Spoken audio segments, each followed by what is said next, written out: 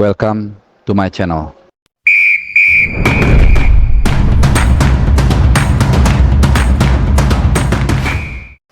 Halo, masih dari Doha, Qatar, dan juga masih dalam rangka menyongsong pertandingan yang sangat penting, yang sangat menentukan dan juga sangat bergengsi menghadapi Jepang di pertandingan terakhir grup D Piala Asia kali ini, di mana Indonesia akan menghadapi Jepang di hari Rabu jam 18.30 waktu Indonesia Barat ya. Jadi gua kasih waktunya yang sesuai dengan kalian yang nonton aja.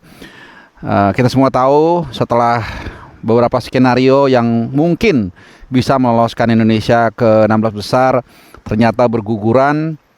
Kali ini kita dihadapkan untuk menentukan nasib kita sendiri. Nah, ini adalah mungkin video gua terakhir sebelum pertandingan Jepang menghadapi Indonesia nanti.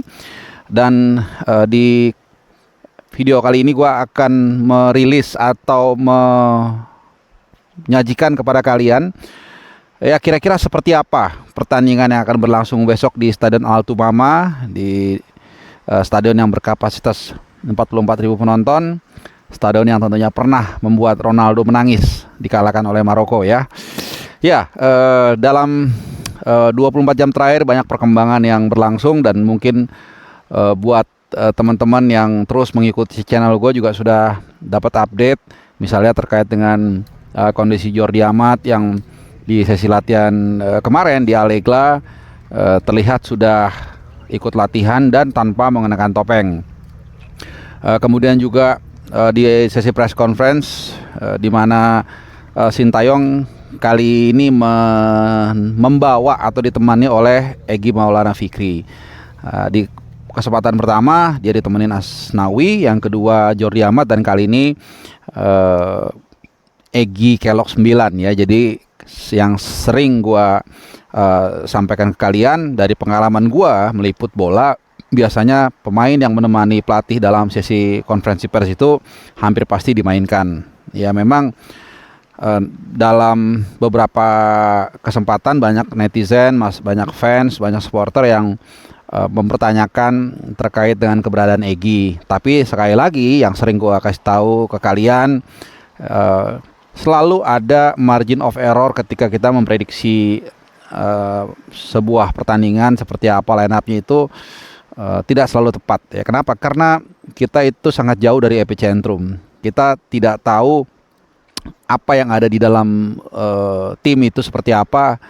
Mungkin secara fisik kita bisa melihat ya. Contohnya Jordi Amat, kita bisa melihat kondisi fisiknya, tapi ada kondisi-kondisi tertentu yang kita nggak tahu, seperti psikis, mungkin dia sedang mengalami masalah keluarga atau apa, yang akhirnya pelatih tentu nggak mungkin selalu mengungkapkan itu ke keluar kan, tapi dia tahu ada masalah sehingga dia tidak memainkan pemain tersebut. Atau sebaliknya, mungkin pemain ini punya background atau cerita sendiri sehingga dirasa oleh pelatih kalau dia dimainkan maka dia punya kans untuk bermain bagus. Nah, jadi seperti yang gue bilang tadi, dari rangkaian bukan hanya 24 jam terakhir, tapi sejak gue ada di Qatar, sejak tanggal 13, kita akan bersama-sama memprediksi seperti apa kira-kira line up yang akan diturunkan oleh Sintayong nanti ya. Mungkin ini saat kalian nonton udah masuk hari Rabu.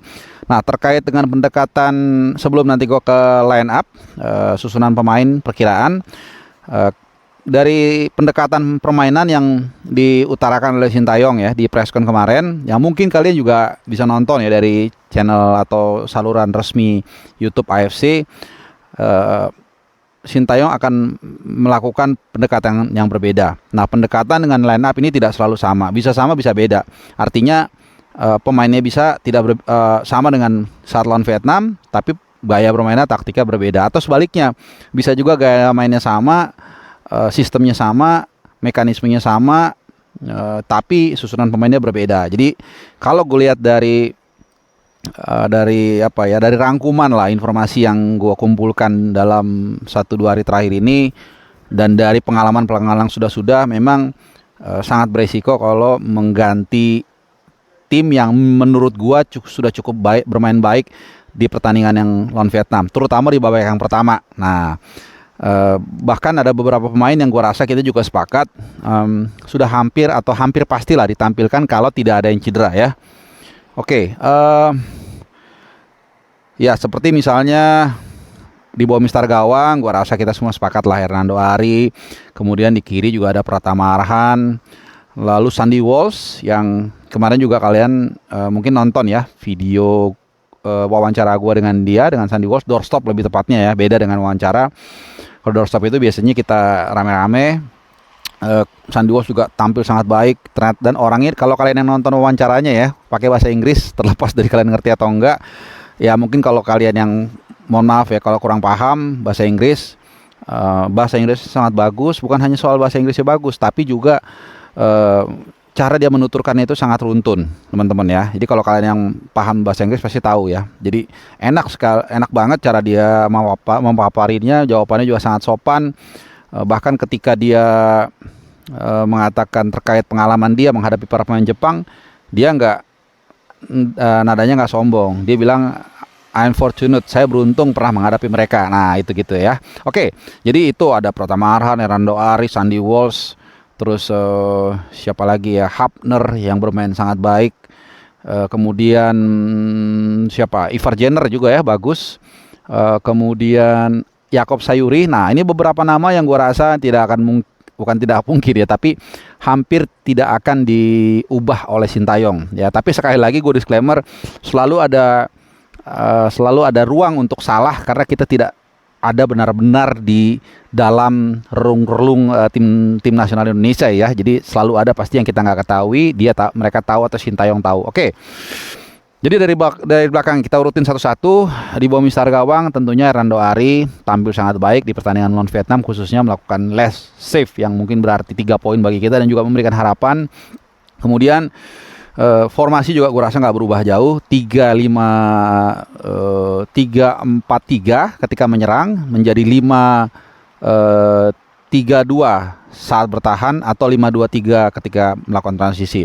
Nah 3 center back ini, Sandy Walsh, CB di kanan, Jordi Amat, dengan catatan dia tidak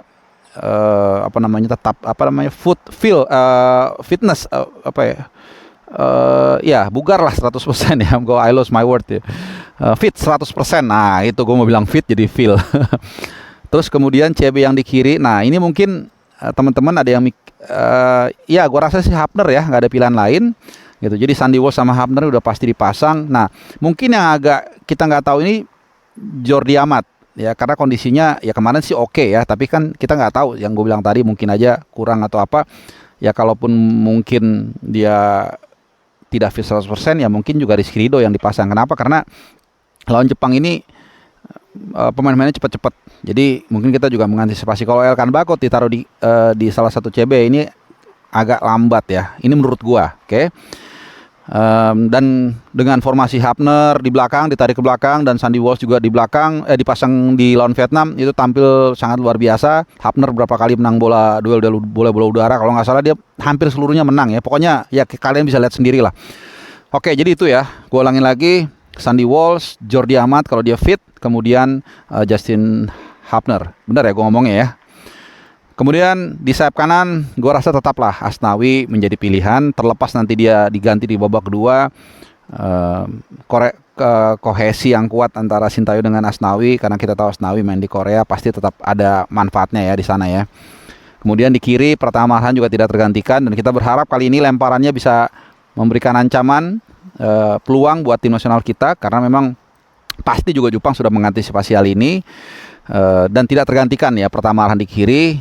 Kemudian nah di tengah duetnya gua rasa akan milik Ivar Jenner dan juga Marcelino Ferdinand. Marcelino Ferdinand memang dalam 2 pertandingan itu dua-duanya menurut gue bagus, tampil sebagai flank kiri bagus, kemudian sebagai di belakang striker juga bagus. Nah Ivar Jenner yang mungkin jadi agak sedikit ngehold di tengah, walaupun begitu sayap kanan nanti ya, flank kanan flank kiri ini kan juga bisa bertahan juga, yaitu Jakob Sayuri di kanan dan Egy Maulana Fikri di kiri. Egy kenapa? Karena satu itu tadi dari kasat mata kita bisa lihat dia datang ke preskon, kemungkinan besar dimainkan. Tapi sekali lagi masih bisa juga enggak ya. Ini nggak ada korelasi yang sangat positif. Tapi biasanya seperti itu.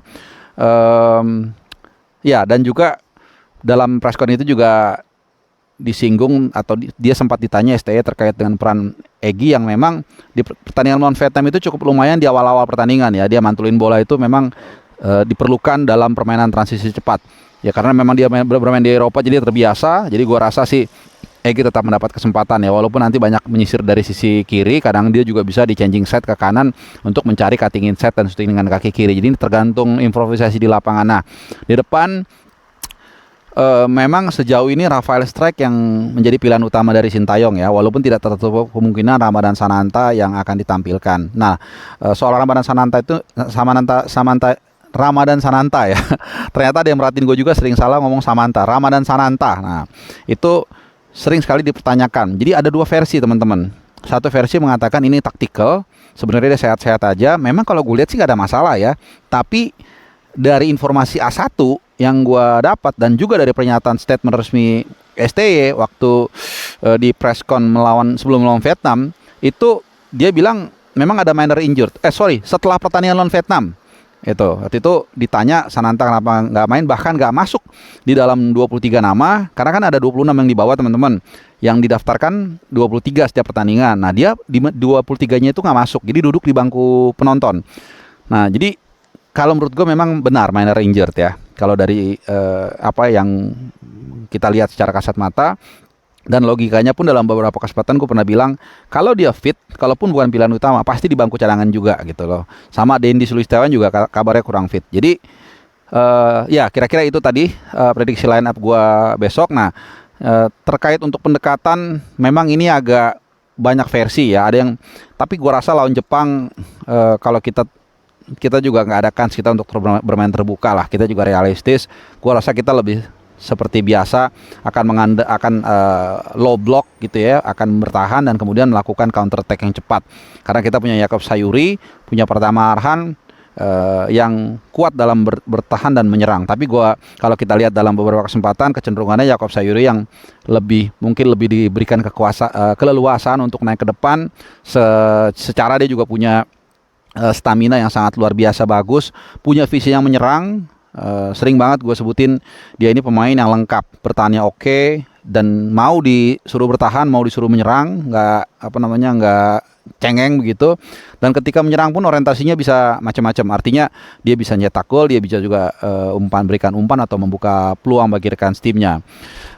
Dan kita juga tahu latar belakang dia kan juga dulu selama waktu main di Papua kalau nggak salah top skor ya, sampai di Barito Putra juga itu. Jadi gue rasa Yaakob Sayuri nanti akan menjadi katalisator ketika melawan serangan balik. Nah ini tinggal bagaimana adu taktik ya, karena juga pasti Jepang sudah mempelajari dan mengantisipasi.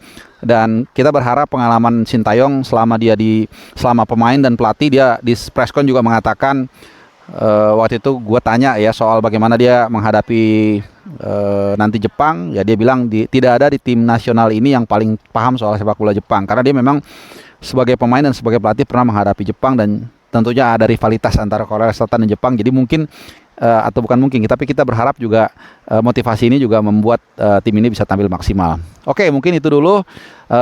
Ini gue on the way ke tempat penginapan. Jadi sebelum gue tidur, ini adalah sajian video gue terakhir sebelum Indonesia menghadapi Jepang. And mudah-mudahan Indonesia bisa meraih hasil yang maksimal, minimal seri. Kalau bisa menang, why not ya. Sudah ada di persimpangan jalan, go out and fight, let's. Sukses untuk timnas Indonesia dan terima kasih untuk kalian.